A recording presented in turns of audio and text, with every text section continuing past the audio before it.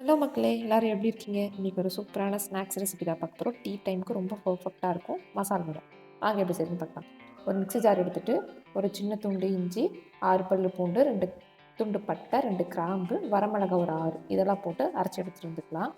வரமிளகாய் வேண்டாம்னா, பச்சை மிளகாய் வந்து நம்ம லாஸ்ட்டா பெனையும் போது கட் பண்ணி ஆட் பண்ணிக்கலாம்.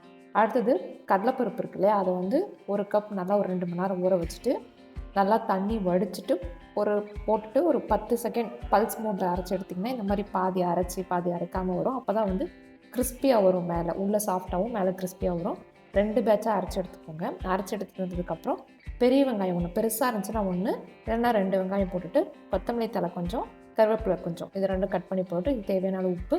சோம்பு வந்து நான் ஸ்கிப் பண்ணிட்டேன். உங்களுக்கு வேணும்னா நீங்கள் சோம்பு கொஞ்சம் இதில் போட்டுட்டு நல்லா பெனஞ்சு எடுத்துக்கணும். இது எல்லாமே நல்லா மிக்ஸ் ஆகிற மாதிரி பெனஞ்சு எடுத்துட்டு நம்ம குட்டி குட்டி பால்ஸாக உருட்டி தட்டி எண்ணெயில் போட்டு பொரிச்சு எடுத்தால் வடை ரெடி.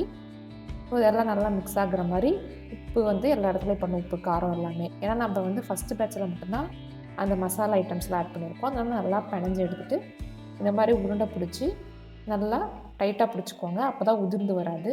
உருண்டை பிடிச்சிட்டு இந்த கையில் வச்சு இந்த மாதிரி அழுத்துனிங்கன்னா வடை வந்துடும்.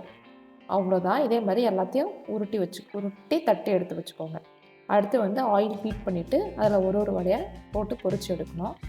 இதே மிக்சிங்கில் கொஞ்சமாக அரைக்கீரை போட்டோம்னா கீரை வடை, இதை வாழைப்பூ வந்து க்ளீன் பண்ணி கட் பண்ணி போட்டோம்னா வாழைப்பூ வடை. நமக்கு எது வேணுமோ அதை போட்டுக்கலாம்.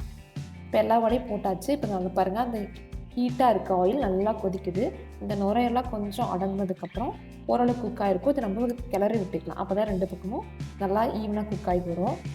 மீடியம் ஹீட்டில் வச்சுக்கோங்க. அப்போ தான் வந்து மேலே கிறிஸ்பாக வரும், உள்ளேயும் வெந்து வரும். இல்லைனா வந்து ஹை ஃப்ளேமில் வச்சு போட்டோம்னா டக்குன்னு மேலே கருகிரும், உள்ளே வந்து வெந்திருக்காது.